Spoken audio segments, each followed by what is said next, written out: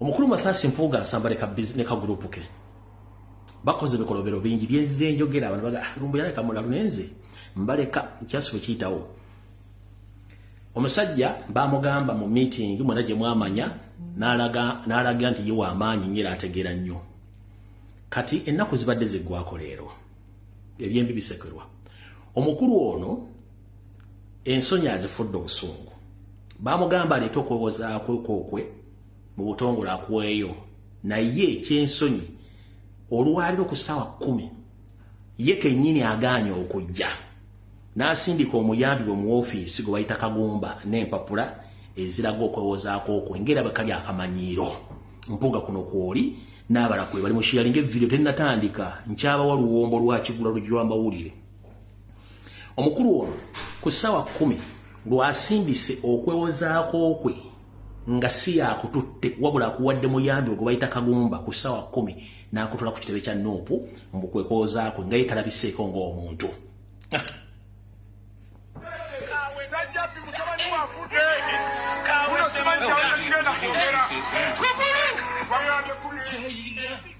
kamubalage wano bulungi nnyo omuyambi ogwasindise okuleeta okwewozaako okwe ku ssaawa 10 akuleesa omulaba bonna baffere omulaba engeri gyatu naye muffere kennyini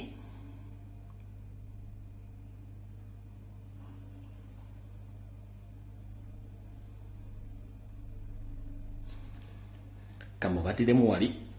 mukatambi akala mulyoke mulaba baffere baffe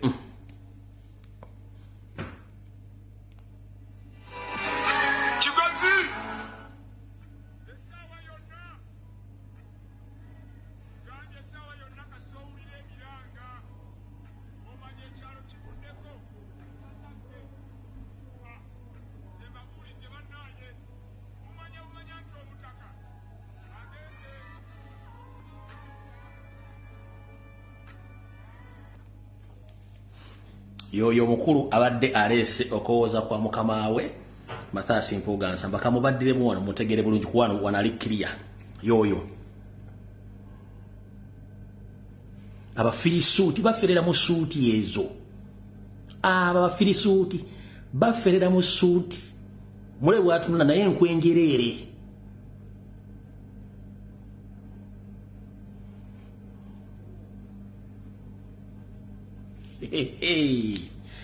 aha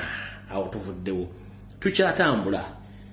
information nkyabawaako luwombo lw'amawulire kati olwaleero okuva olwaleero luno nga njogera mwetegereze nnyo TV radio station n'emitimbagano egiriko abantu abalumba Robert Kyagulanyi Ssentamu bonna bali well facilitated n'ensimbi kuchemula bye masaka eno program ebadde eruddeyo mu by'okubeerawo baali bagitegeka dda era baze bagiteekateeka omukulu ono gwe bayita Smalling Abtex musinguzi ne ka group ke bonna ekintu kino badde bakimanyi bulungi nnyo era ng'omukulu ono asibye akola awalapa president naye ng'olunaku lwajjo lunaku olwokubiri ekiro drone zange zamusanzeeko mu kibuga Masaka ku Express Restaurant mu Nnyendo yabadde ne tiimu ya Mpuuga niyo Muhoozi project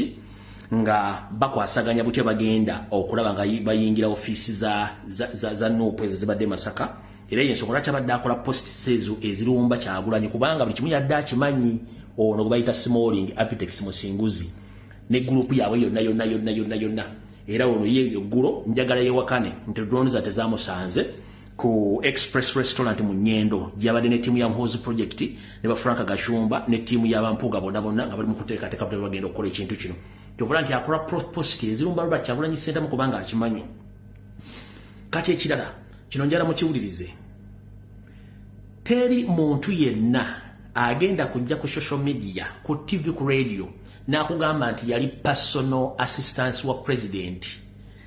ka bu group obwagobebwamu wanudde nga tebandagabanira kaadi za NUP kwesimba nga tukyali mupinga twakatandika NUP mugenda bulaba obugamba ati nze nava mu NUP kubanga nali sibitegeera kuno mwe muli ka group ka Roy Semboga yali okugira president ya Makerere University nga yomu ku bantu abatandika okutunda ekibiina kya NUP nga Janet amuwadde emirimu e Makerere University yotuba tulwana ebbanga lyonna katulona akavuka kano bakaita Dennis kali ku TV katambula gandi nze ekyangu bya samu NUP nga simanyi biki mbu yali personal president personal as secretary wa president personal aide wa president tabeeranga ko zino zonna nkwezengeza NRM ono bamusa nono kansoke mbayisize mu labulungi nnyo oyo Mpuuga mubantu mugwanga lino oyo keka group kabalo Semboga bamwami Mpuuga abo tonna mwana wa muntu kosobola kuyiganya bwotyo naja ku party headquarters wali ku NUP n'atuula wali ku party nibaandika ebipande lishafu Mpuuga nga Bobi ali awo oyo atabagamba nabo yeita personal assistant wa president tusobola kukola omukulu kyatakiriza wali ku NUP oyinza kukola omukulu kyatakiriza naye nga atudde wali era yosiyangamba we have been having protests against him nga abantu batale pade nga Mpuuga atudde awo kyoga Bobi abatenga mabega anti nze nkugambye ndio ngatabikiriza anti nkugambye nkuwadde buwi indicators katusebo ng'amaliriza nti kati omukulu oyo abaletera ekifaananyi kiri currently nga kya myaka 2 nga ne president currently nga kale myaka 2 kale yakirete nga ne president ebyasooka president yali agabanya selefe nga tannamanya kati ono omukulu ngo bayita Dennis alete ekifaananyi nga kiri currently kya mwezi 10 myezi 3 myezi 4 mabega ono ne ka group kabala Semboga bani bangi nyo bagenda kujja kati awo tuvuddewo njagala tutandike video eyatulese mbulambalamba tusimbule buli omu ategeere ki ekyatulese kati nakano kansoke mbalaga ebifaananyi bino mulyoke mutegeere ekisookera ddala bulijjo mbagamba tetulwana NUP terwana na NUP wabula tulwanyisa DP bloko ne system ya Museveni mu screenshot zetwabatadde ku social media mwena kyemutetegereza kinjagala obbalaga mwena kyemutetegereza kinjagala obbalaga mweno masaka NUP stroke FDC ndoza mulaba logo muziraba zino eno DP ye DP block ne FDC kati abantu badde batwekiikamu nga bo balowooza nti tumanyi ndoza mulaba logo kinjagala obbalaga mu zino screenshot izo namula akantu kano akaba zoomingire bulungi mukala eno DP eno NUP eno FDC kati bano balina WhatsApp group zaabwe ezikola emivuyo by'okulonda emasaka na buli wamu wonna nenga bagamba nti baaki ba NUP ezo namu kitegedde bulungi nnyo then kati katugende mu archive ya information mugenda kutya malino okunywa ku mazzi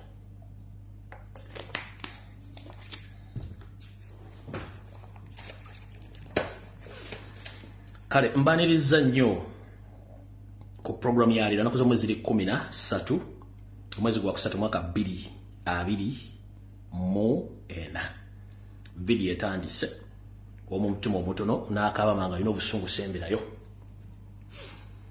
emyaka gibadde giyingira okuwerera nga nzijamba gamba abantu bantu bangi bampalalira ne banvuma ne bagamba ekijja kujja obudde bugenda tukawo ne president Riyava ne bamukwatira ku kisaawe nakola information engifulumya abantu ne bajja ne banvuma ne ngamba okay naye temwamanya lwaki kyali bwe ekityo nakyo nja kituukayo kansooke mbabuulire kino akabinja era akabamalaya bannabyabufuzi ke bayita Hole Alliance which ndozanga 2-3 akalonkingibwa njalo bategeeza nti kaayise kano kabaddemu Olubega Mukaku kabaddemu Kabureta kabaddemu Kenero Kyamuzi basaalirwa Mabike Kasasiro inatwala tugende bafuminga ka alliance kaabwe njalo kutegeeza bannange akantu kano kaayise olw'ensonga nti ensimbi zabaawudde nabo bano bonna babasindika nga bagenda kunoonya candidate agenda okuvuganya Kyagulanyi era nga Museveni agenda bafacilitatinga n'aniita Amongi inessanyu liryo bategeeza nti nga bwe bali nti zino zonna nkwezinge babbi akabinja kano kaayise oluvannyuma lw'omugezi gwe bayita Kabuleta okuwulawo n'ensimbi ezaava ewanita Amongi obukadde 600 obw'okuddukanya n'okoperatinga akabiina kano zonna omukulu ono Kabuleta ne banne bazirya lubaga mukaako nga bulijja alina ekisiraani kimuunya ne ku nviiri era ku ssente zino teyaliddeko oluvannyuma lw'okuba nti baamuyisaze ekimmooni n'asigala mu kantu ke ng'ali bw'omu obukadde 600 ne zigenda kati kano ka Holy Spirit yasimanya Alliance kayise mu butongole oluvannyuma lw'ensimbi zonna ezateekeddwamu omugezi Kabuleeta ne banne ne bazibba nga bano bamukaaku tebategedde era mukaaku yali akoze Alliance ye mu diaspora ng'afunye abantu bonna balaagala kosa bonna kye bakola mukaaku ekoko ekikola bazzukulu baayo nako kayise ono Kyagulanyi bannange oba ologera ludda wajjajja president mpaka oddagala eyo nange mala okuloga mu 71 kubanga nakano kayise nga tekannatuuka bukadde 600 kano kayise nako ne kayitaawo kati mukulu Mpuuga Mathias Nsamba n'akabija kamwe kansiwenti mutuuse bulungi nnyo campaigns information eno mwe muli mache muli nsasula bwe ndiba wendi oba siriiwo kati buli mwakwata ekitabo ne kalamu byengende okusoma ne byengende okwogera byonna mugenda birabako okujjako nga bikyuse byonna bye mulaba bigenda mu maaso ku social media ku TV ku radio byonna bitereeze bulungi bipange bulungi just obudde badde bulinze nga nange mbakutta obulimaawa sibata kati kamba sibe obulimaawa bulungi nnyo buli mwategeere ngenda kuzo mwezi 15 omwezi ogwokubiri 2024 akabinja ka Mathias Mpuuga Nsamba kano nga kalimu ye kennyini kalimu Amongi Anita kalimu Tayebwa Muwanga Kivumbi Abedi Bwanika ne Simbwa n'abalala bano basinkana mu mayumba agamu ag'ebbeeyi mu bitundu by'ebuziga nga bagamba Lumbuye yatutambulirako nnyo ayinza otulaba ne mu nyumba ya Muhoozi kote baagendayo ne mu 7 yakalimu ne batuula okumanya biki ebiganye lwaki biganye kyekiganye mu meeting eno bagituulamu buli wamasimu yagaleka ku mulyango naye mu meeting eno Yoseeri yabuuza Anita Amongi nti Maama Lususu Enterprises nakuwa ssente ez'okuwa abantu bano bakole emirimu gye twaba tumukola kiki ekyatuuka ku ssente Museveni yabuuza Anita Amongi mu lukiiko lwali lunaku z'omwezi 15 omwezi ogwokubiri mwaka 2024 Anita Amongi yagamba Yoseeri tibahabulwa nti ssente nazibawa bano era ekirungi nti Mpuuga waali ye kennyini yabaala okubuulira alukuvire ku ntono ssente yazifuna era zikoze eki wuliriza Mpuuga oyagamba Mpuuga yagamba mukama wange ssente nazifuna era ssente nenzikozesa ebintu wano wammanga naziwa abaka abamu ne mbagulirako n'emmotoka muulya bulungi naziwa abaka era abamu ne mbagulirako n'emmotoka bano benkontrolinga n'abamu bensikiriza okuyingira okukola omulimu gw'okwawulamu ekibiina kya NUP mu butongole mumpulira bulungi nnyo Yoseeri n'amugamba okwo kulimba kwa maanyi nnyo ate gwe ng'omuntu omukulu wandibadde tonnimba watwala ssente zaffe kati emyaka giyingira emyaka wakati w'esatu kitundu nga twakuwadda ssente zaffe nezetu zetukuwa okukyusa ekintu kino naye ogaanyi kikola wulira bulungi nnyo ne bamuteekako nninga omukulu Abedi Bwanika tetukyamuyita Bwanika Abedi Bwanika Nika azininike nika mujimanyi Abedi Bwanika na ibiri okutaasa mukama we Mpuuga Mathias Nsamba Kidende na amugamba nti sebo mukulu bosi kankubuulire tukoze omulimu ogw'amaanyi nnyo nga bwe twakusuubiza tugenda kukola omulimu ogw'amaanyi okuteeka Robert Kyagulanyi ssentamu wansi n'okuteeka ekibiina kya NUP wansi nga tukozesa ensimbi zetuwa tukikole bulungi nnyo era omulimu tubadde tugukoze Museveni n'amulinnyamu n'amugamba ssebo mulekeraawo okunnimba emyezi n'emyaka gitambudde nga nabawa ssente zange ne siraba kyonna kikyuse mu Buganda kubanga bwe tuyita abantu tubawumira ziizi kikye mukola Museveni abagamba twakkiriziganya ffenna nti muyina okundeetera wano ba NUP abava mu kibiina kya National Unity Platform era nga abantu bano nali njagala boogereko ate ng'omusaza agule siyani nti ngenda kulirako bantu bange nga njagala abantu bano bayimire mu public bagambe nti ffe twasaze eddiiro ne tuyingira NRM oba si NRM nga twayingidde Muhoozi project yeddiiro yali wakati awo mumpulira bulungi nnyo. Mukulu Abedi Bwanika nabagambe erinnya lyo tutya mutuma Bwanika kubanga abaganda amanya tugawe ekitiwa ne Abedi Bwanika zininika abamanyi nika obwalo bw'omuntu obubikka abalalu obubikka omulalu. Omukulu ono Abedi Bwanika n'ayimira n'addamu n'agamba n'ayogera n'agamba nti sebo mukama waffe linda mwaka seera mpawe kaaga katono nnyo tugenda kuletera ba NUP abatasukka wansi wa 20 gye mujja ku katono nnyo tuwe mu obudde kubanga tukyalina ebizibuzibu bitonotono nga bw'obimanya abantu batya okuvaayo okweraga lwatu nti public ejja kubaga jambula bakyalinamu akatengo. Museveni amugamba nti akatengo genda okagamba ennyoko njagala omulimu gwe nga guwone kubanga sereze mwazirya. Boogera bino boogera biri ne zisutula dere drinking general n'abagamba nze Muhoozi mbadde mbasinkalira ngamba w'ensimbi zange naye temukoze mulimu kutulaga biki bye twasasulira ensimbi twabawa ssente nga twagala ba NUP abasukka 20 basale bave mu NUP badde mu NRM nga kino ekyabawese ensimbi zino mukole ekintu kino kyetwali twagala kuteeka wansi Robert Kyagulanyi sentamu ng'ekifaananyi kyetwagala okusiiga nti ba NUP abasukka 20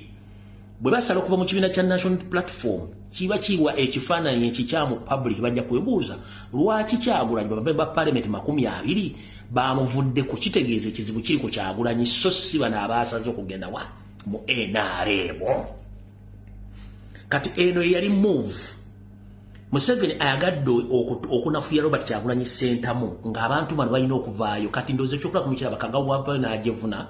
olwo bayette bandeke n'abalala bazze bagamba nga bakyukakyuka mu biga by'ekisiru kati ababadde nga bazannya omuzannyo gw'okunafuya ne Kagabo okunafuya president kati bano bo ekyabajjayo amangu bano bakagabo batte bandeke baani bano bo naturally bajja mu NUP nga bo si baakukyuka baali baakyuka dda waliwo omuntu w'okukyusa obukyusa ne bano bo baali baakyuka dda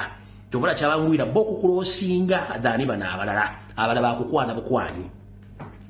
Mutegedde ekigendeddwa nti bano 20 bwe bandivuddeyo mu lwatu ne bagamba nti ffe tusaze okuva mu kibiina kya NUP kubanga ensonga ABCD Kyagulanyi tagambwako Kyagulanyi ABCD bebibozibozi bye mbadde muwulira Museveni Kyagulanyi yasaba ababaka miliyoni 10 simanyi miliyoni buli mwezi biki njala babuuza NRM ba MP ba NRM tebasasula ssente ekibiina kyabwe buli mwezi bazisasula kati yo NUP okugamba nti musasule ssente ziddukanye ekibiina musango bye mutambula ku TV nga mbyongera kubanga bino byonna biri sponsored by the state kati kana akakodyo ke kali amba MP bave basale bagende mu NRM mu Muhoozi project bo public efune image nti Kyagulanyi kyekizibu kya Uganda so si ba NUP abamudduseeko papa sire kyekyali ekigendero tuyagenda mu maaso mukubanga Kyagulanyi muntu mukyamu naye wetwogerera essaawa zino bale mujangu okwekule olw'ensonga nti bakitegeddeko nti public nzibu nnyo. Didigi yagenze mu maaso n'abagamba oba yagenda mu maaso n'abagamba nabawa ssente zange okuleeta ba MP bana 20 era ne tukkiriziganya bulungi nnyo naye ba MP bali luddawa nga balo bonna matama ntengo tekuli muntu yonna akola ki ayogera mu buswavu obw'ekitalo omukulu Muwanga Kivumbi n'ayimoka ng'agamba ekituufu kiri nti yes boss sente twazifuna naye omulimu tugukola twakkiriziganya nti tugenda kuleeta abasajja bano era ssente twazibawa era buli kimu twakikola naye abami ba parliament bano abamu bakyatuzannya jangu nkwekule naye tubasaba mutuweemu akadde katono nnyo tugenda baleetera ba MP bammwe bakuloosinge nti era twagezaako n'okufuna olutuula olw'ekyama ejjinja gye twatula ne ba MP 15 ne tukkiriziganya ne tubawa ensimbi ne tubaweerako n'emmotoka okukola ekintu ekyo naye abantu bano bakyebuzaabuza ng'afukaanaaba kubanga ekyatwalayo kwe kubalaga obulungi obuli mu kujoyininga Museveni n'ebibi Kyagulanyi byatukoze oba byotakkiriziganya naye kubanga mwana muto by'obufuzi atuwatya ebiragiro sijuyidi biki kasasiro yenna nga mmanya abasajja bakulu abo abalina empiiga naye nakati n'okutuuka olwaleero abantu bano bakyeremye beebuzaabuza kubanga bakimanyi nti batuuka mu public egenda kubanga ebalaga kye bayita amaanyi g'abantu. Daily Drinking General Muhoozi n'abagamba kati gigenda kula myaka 3 ffe nga tulinda ba MP bammwe naye tewali wadde n'omu yaavuli n'agamba nti wowayi twabawa omulimu guno ne tubawa ssente naye tubawadde ebbanga mukyaganya okukola kye twagala munaakikola bate munkikole mbawadde options 2 either okutuukiriza omulimu ogwo oba okukomyawo ssente mekazi balimu bali mu buwumbi obuwera 30 plus bano ze batalina. Tugenze mu maaso n'abagamba mulemereddwa okuleeta abantu bano nga bwe twakkiriziganya era tewali n'omu yazze kutwegattako. Omuntu bw'abanga akuwadde ensimbi ze kkiriza okola omulimu gwe era oba togukoze komawo mutegeeze nti omulimu gunnemye yakusalirawo kikyagenda okukola kubanga ssente aba yazikuwadde. Olw'ensonga nti omuntu wakuwa ensimbi zino aba asuubira nti ensimbi zino zigenda kukola omulimu gwe era olina okumuddira omugambe nti kino kiganye oba kino kikoze kitya okitegeera. Era ebintu bino bana bagenzo bizanya simanyi ssente baba wokaddaana simanyi muzizi ebiki byonna omulimu gwonna nga Mpuuga agumayo bazanya muzannyo gwa bulungi nnyo. Bwetyo meeting eyasooka n'ekomekkerezebwa tugenda ku meeting ey'okubiri. Meeting bwekomekkerezebwa eno mu kufundikira wano buli omu eyali mu meeting eyo yali mu panic wa Museveni yabagamba mbawadde ennaku 15 okuleeta ba MP abo abalina okusala okudda mu NRM bwe munaakiremu kikola mugenda kummendegera bw'ati Museveni byabagamba. Kati wulira okulya n'okukomba essowaani mu kufundikira meeting eno Yoseri yabagamba nti mbawadde ennaku 15. Kati Yoseri nga bwe nabagamba nti muyaaye bale bafuluma yasigazaawo maama Lususu ne mutabani we n'amugamba Anita Amongi nkuwadde ebiragiro kola buli kyonna ekisoboka mu paaliyamenti eyo okutega Mpuuga akanyeebwa bw'omutega akanyeebwa ne kakwata